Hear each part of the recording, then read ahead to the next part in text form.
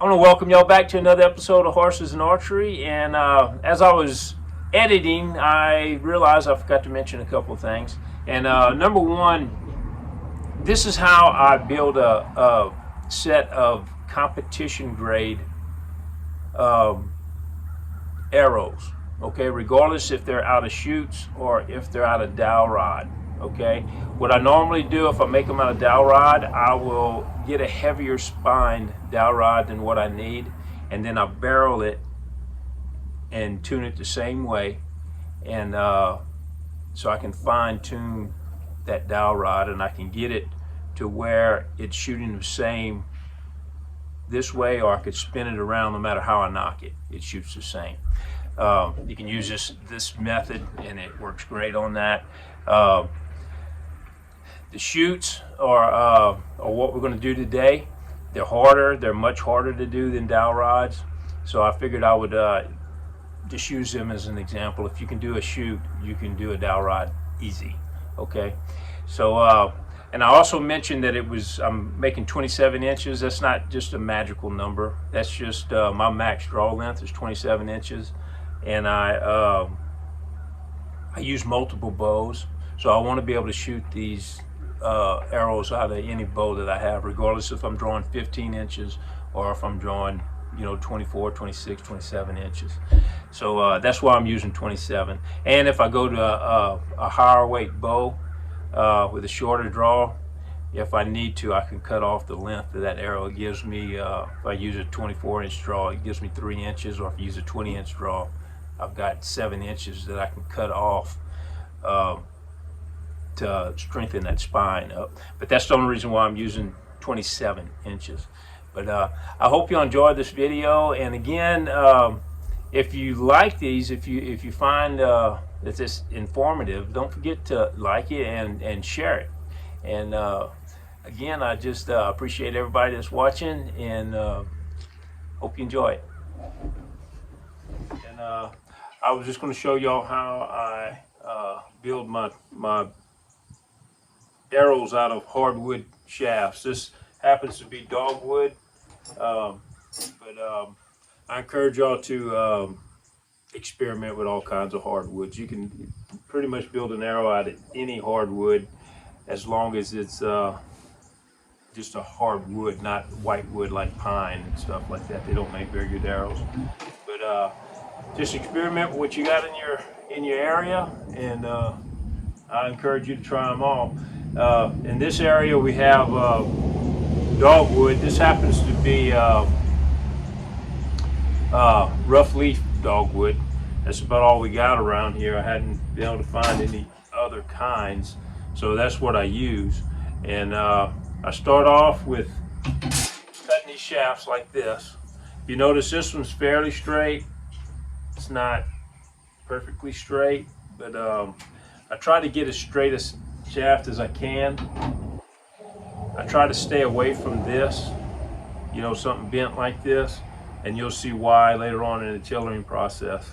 But if you have to, you can use them bent. To build these things, what I use to gauge them are just inner inches. I use a 8mm, what is this, 5/16, and I use a 13mm. And what I do is I use the 13 just to make sure I have enough room for my knock. I like the flared knocks, the bulge ends, and I just check it. Doesn't have to be exact. It can be a little bit narrow, but I like it to be around that. And then I use the 8mm to make sure the shaft is going to be big enough. My finished shaft, the biggest part of my finished shaft is 8.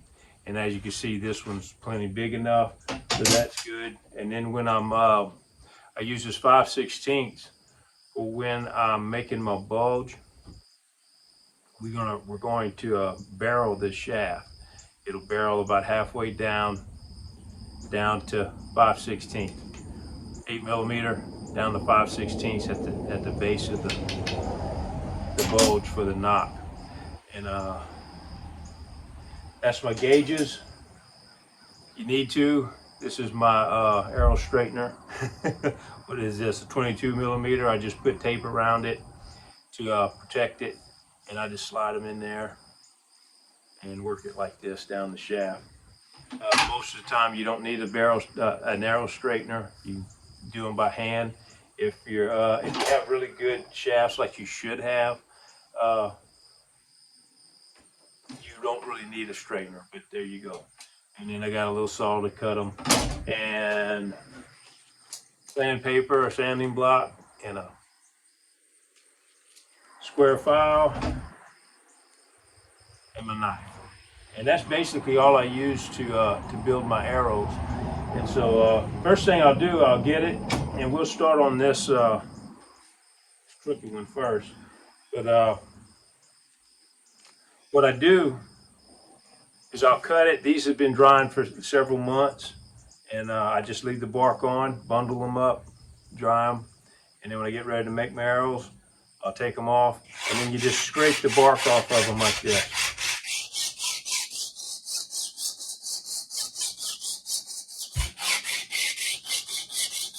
Fairly simple, self-explanatory. These are some I already scraped. After you scrape it off, you want to look for blemishes in it. Can you see this, like where that little rough spot was? Rough spot here, where a branch come out, you know, or where they had a rub. Like this one, I think probably was a rub, you know, from another branch coming across.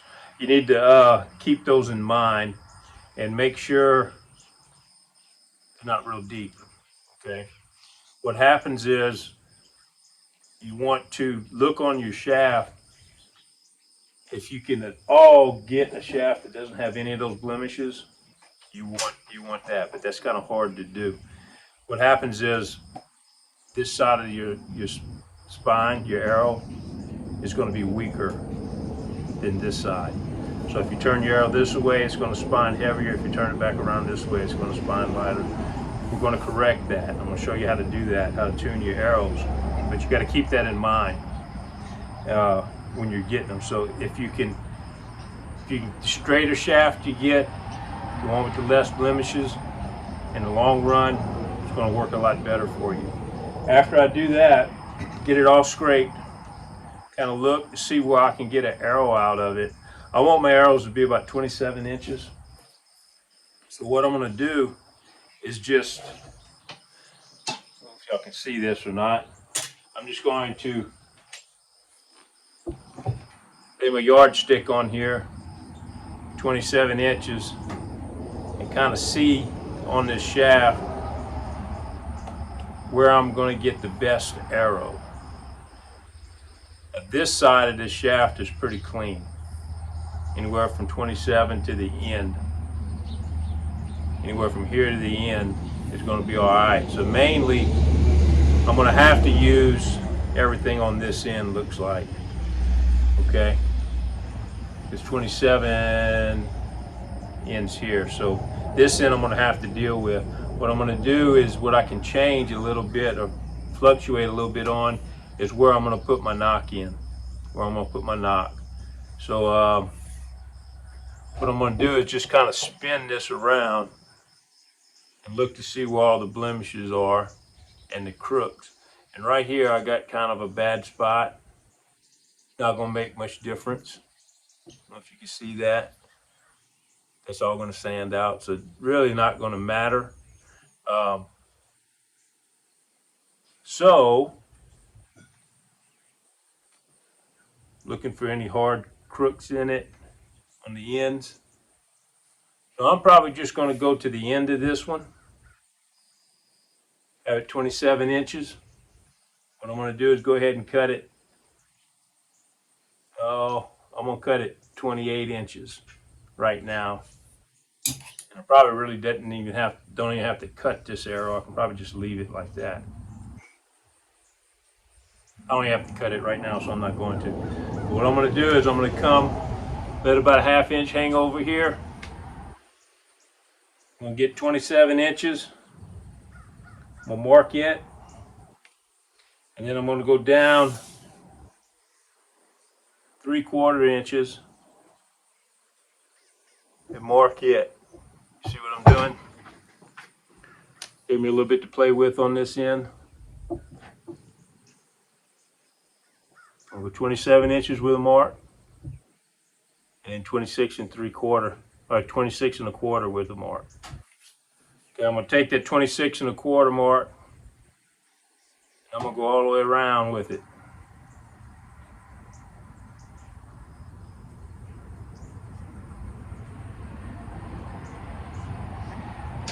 Now this particular shaft, I'd already scraped it and I already straightened it. Okay, I used heat to straighten it. We're going to have to straighten it again, so I'm going to go back over that, how I'm doing that with the heat in just a minute. So don't think I want to skip that part. I'm just going to show you this while I'm here. Now I'm going to take the square file and I'm going to get on this 26 1/2 inch mark, putting the square file on the angle.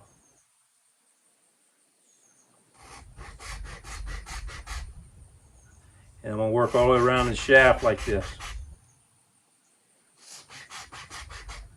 I don't know if y'all can see that.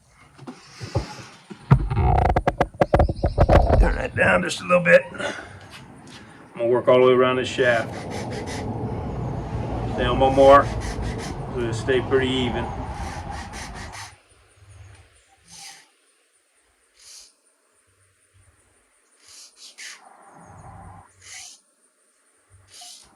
And you can use your pocket knife to do this. Doesn't really matter.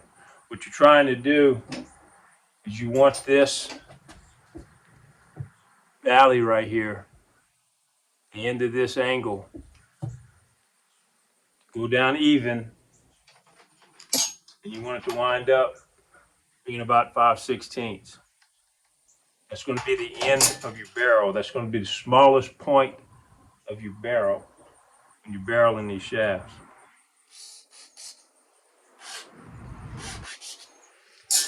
We'll get that down a little bit further with this file.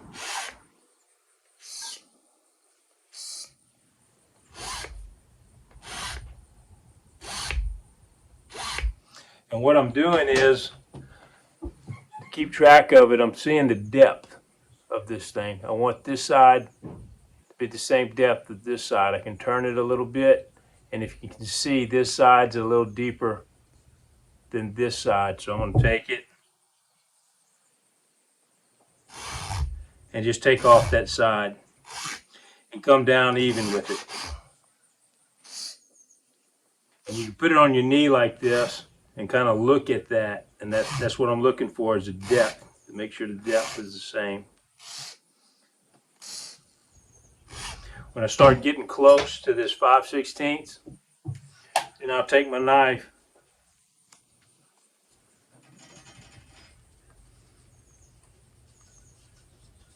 and I'll widen this out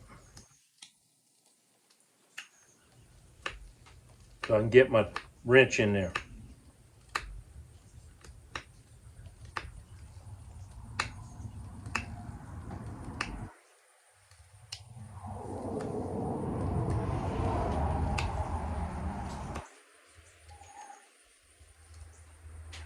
I can get the rest of this file in here. I'm going to lay the file on the flat and start taking this down.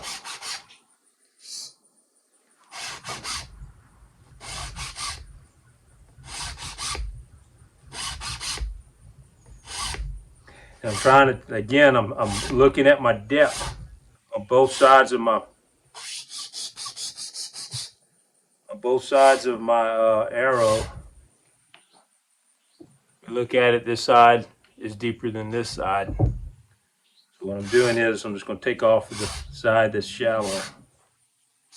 That's going to keep you in the center of this shaft. You see, that's pretty close. I'm just going to look at it all the way around, and I'm going to check it with my gauge. It doesn't slip on completely, but I'm getting real close.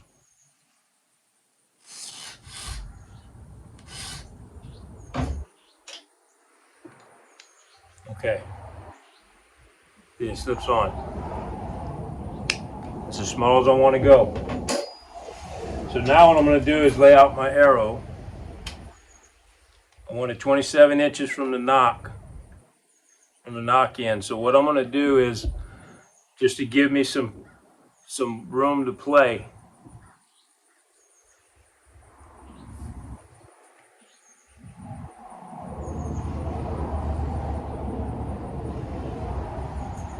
I'm going to bring myself down to 26 and 3/4 at this top. Now that's going to give me 3/8 of an inch, 3/4 of an inch to cut my nock in and make my bulge.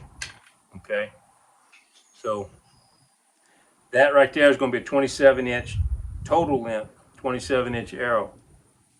As you can see, it comes just about to the end of my tape. All right, so half of 27. What I want is, I want this arrow to wind up being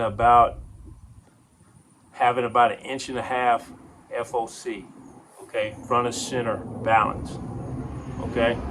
I'm now going to put a point on it. All I'm going to do is sharpen this. It's going to be a target arrow that I'm going to use for competition. So I'm just going to sharpen this point, okay. I might insert a little nail or something on the end, just about 1/2 inch long, very light, just to harden this tip up. Maybe, maybe not. Probably won't. Okay, but so what I'm going to do is, I want about 1.5 inches to 2 inches FOC, at least an inch, between 1 inch to 2 inches, front of center balance on this arrow. So what I'm going to do is, I'm going to get about 13 inches. It's going to be about the center of my arrow. So I'm going to mark 13 inches right here.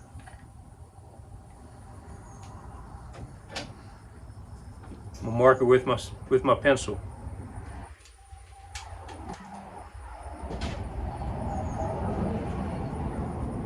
Now, just from experience, I want the outside of my shaft, the biggest part of my shaft of my arrow, to be 8 millimeters. Okay. If you have a heavier bow, you might need a heavier one. If you got a lighter bow, bigger, you might have a lighter bow. You might want to go down to 1/4. You might want it much smaller than that. You'll know once you start tillering it. But what I'm going to do is, I'm going to do the same thing I did over here. I'm going to start back here, and I'm going to cut the groove, and I'm very close to it right now, so I'm not going to have to go that deep. Got a little groove. Like I said, you don't really have to have the file. You can do this all with a pocket knife.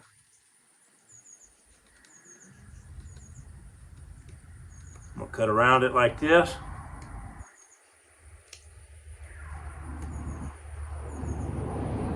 Again, this is going to be the fattest part of my arrow. This is going to be the thickest part of my arrow, right here. Come back again.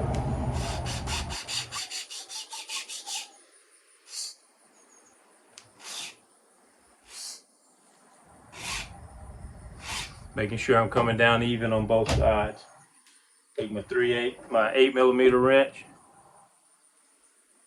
Check it, I'm almost there.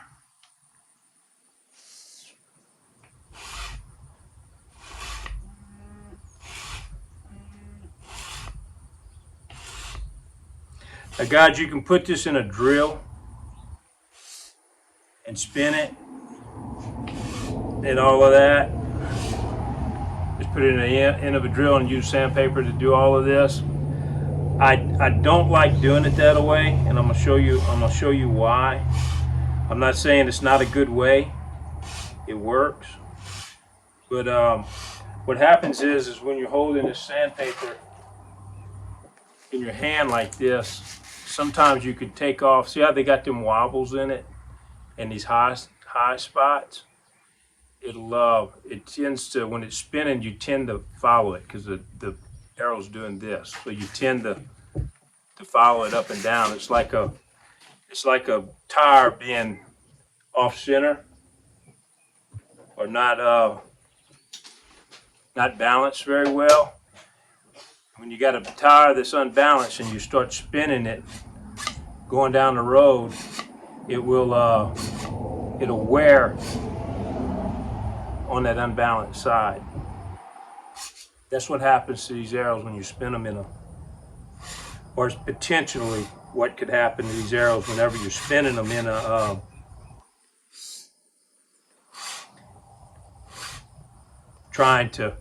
when you put them in a drill, spin them and trying to do it with the sandpaper. Works pretty good with a store-bought dowel rod, but with these type of shafts, it's hard to do. I'm not saying you can't do it, it's just hard to do. Harder for me to do. Now, I got this thing where it just barely will slip on. Okay, it's tight. That's where I'm gonna leave it. Okay, from here, what I'm gonna do is I'm gonna barrel this, I'm gonna taper this shaft from here to nothing. And then I'm going to leave it at a solid 3/8 all the way to here till about 3 inches from a tip. And then I'm gonna taper it down, or maybe 2 inches. Have to play that by ear. But what I'm gonna do is, I'm just gonna take my knife and I'm just gonna whittle. And this is hard stuff. I'm gonna get it close just by whittling it. Just like if you're working on a bow stave, you're just taking material off. It's the same thing I'm doing here, but you got to be careful and take off the same amount on each side. So what I'm doing is I'm going to go down one complete side.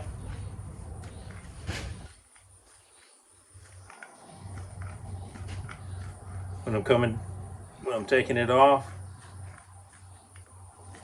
I need to sharpen my knife, but I'll go down one complete side flat, then I'll go down this side one complete side flat, and then this side one complete side, this side one complete side, and then do then round it off. And I'll get it close like that, and there ain't no need in y'all watching me. I'll go ahead and get that done and I'll show you what it looks like.